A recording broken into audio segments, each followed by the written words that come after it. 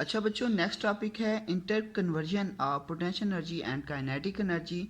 आज हम देखेंगे कि इंटर कन्वर्जन यानी कि कन्वर्जन कैसे होती है, चेंज कैसे आता है पोटेंशियल एनर्जी और काइनेटिक एनर्जी के अंदर जब एक बॉडी फ्रीली फॉल करे। फ्रीली फॉल मीन्स कि वो ड्यू टू ग्रेविटी ज़मीन की तरफ आए।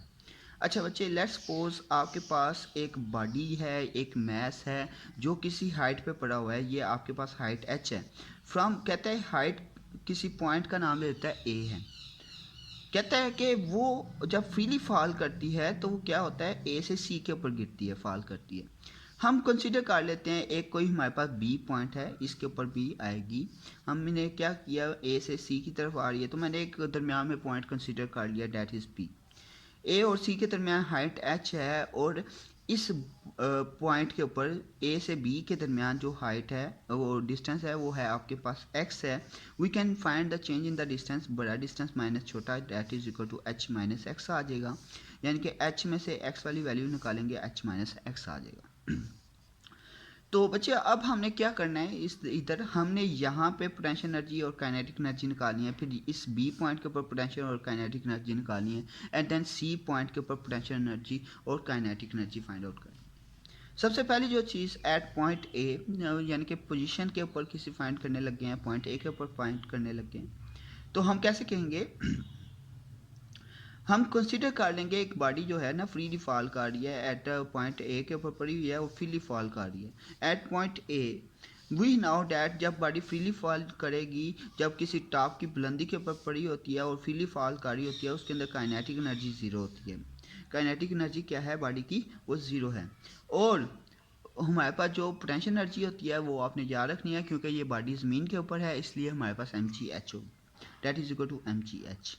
We can find the total energy. Total energy हम निकाल सकते हैं by adding the kinetic energy plus potential energy, यानी कि potential energy plus kinetic energy को ऐड करेंगे, टोटल एनर्जी की इक्वल आ जाएगा। टोटल एनर्जी को नेम दे रहा हूँ ई ए का, E A is equal to M ji H, equation number 1 कह दिया। अब चलते हैं आगे बच्चे, सेकंड पार्टी के ऊपर, सेकंड पॉइंट के ऊपर मैं कहता हूँ बॉडी ए से अब बी के पॉइंट के ऊपर आ जाती है। पहले ए पॉइंट पे थी, अब किधर आ गया, बी पॉइंट पे। अब इस बी पॉइंट के ऊपर मैंने पोटेंशियल एनर्जी और काइनेटिक एनर्जी फाइंड करनी है सब। सो स्टार्ट करते हैं हम। Downward direction covered by a body is equal to x, यानी कि नीचे की तरफ आ रही है। मैंने पहले बताया था ए से बी के दरमियान कितना डिस्टेंस है, एक्स डिस्टेंस है। अब देखें height of the body from the surface of earth, नीचे अगर सी से ए बी की तरफ देखें, वो किसके इक्वल है, एच माइनस एक्स के। कहते हैं potential energy we can calculate the potential energy. Potential energy के लिए जो फार्मूला होता था एम जी एच, हमने हाइट फाइंड करनी है ज़मीन से लेके इधर तक कितनी है, that is equal to h minus x.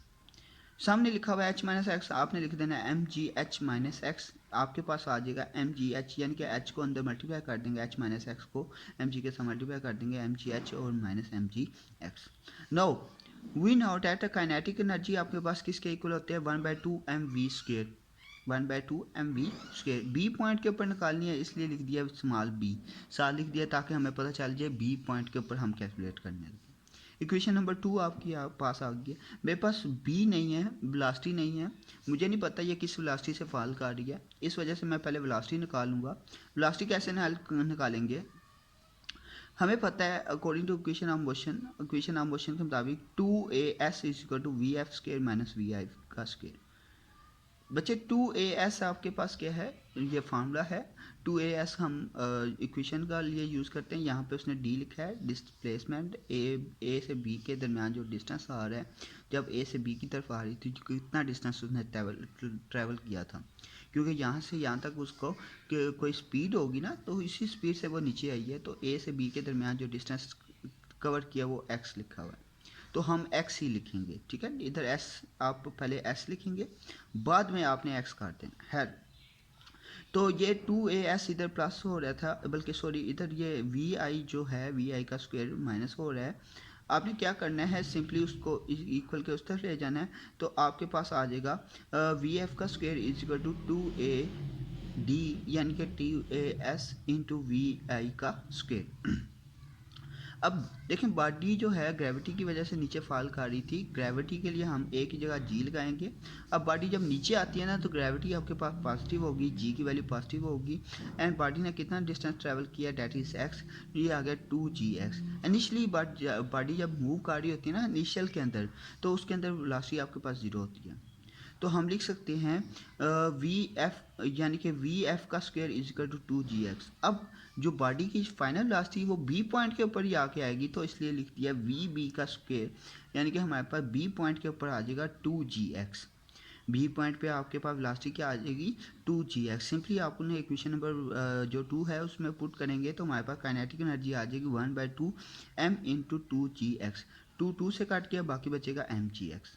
Total energy हमने निकालनी है, जैसे ए पॉइंट के लिए निकाली थी बी पॉइंट के लिए भी निकालेंगे, दोनों एनर्जी को सम अप कर लेंगे, काइनेटिक एनर्जी और पोटेंशियल एनर्जी को। तो हमारे पास आ जाएगा mgh minus x plus mgx। Simply add करेंगे हमारे पास E B is equal to mgh minus mgx plus mgx। तो ये किसके इक्वल आ गया, that is equal to mgh। अब आपके पास देखें इक्वेशन नंबर 3 और इक्वेशन नंबर 1 ऑलमोस्ट सेम है, यानी कि पोटेंशियल एनर्जी हमारे पास सेम है। अब तीसरे पॉइंट के लिए भी निकाल लेते हैं, सी पॉइंट के लिए भी निकाल लेते हैं। अब सी पॉइंट के ऊपर क्या है बच्चे, बॉडी क्या कर रही है, डाउनवर्ड मूव कर रही है, तो कितना डिस्टेंस कवर किया है इसने, h डिस्टेंस कवर किया है, ठीक है। और इसकी हाइट बेसिकली ज़ीरो होगी, क्योंकि जब बॉडी ज़मीन के ऊपर आ जाती है उसकी कोई हाइट नहीं होती। तो देखें यहाँ पे देखें बॉडी पहले किसी हाइट के ऊपर थी, उसके बाद जब नीचे फॉल आउट की तो उसके डेट कवर था h डिस्टेंस कवर किया, और जो डिस्प्लेसमेंट होगा वो आपके पास ज़ीरो होगा। खैर चलते हैं बच्चे, potential energy of the body is equal to zero. Potential energy zero होगी, क्यों, जब ज़मीन के ऊपर कोई चीज़ आके गिरती है तो जो पोटेंशियल एनर्जी होती है वो ज़ीरो हो जाती है, क्योंकि हाइट ज़ीरो है। ये यानी कि जो इनिशली हाइट आपके पास है, जो डिस्टेंस कवर कर रही है वो आपके पास ज़ीरो है, इस वजह से आपके पास पोटेंशियल एनर्जी ज़ीरो होगी।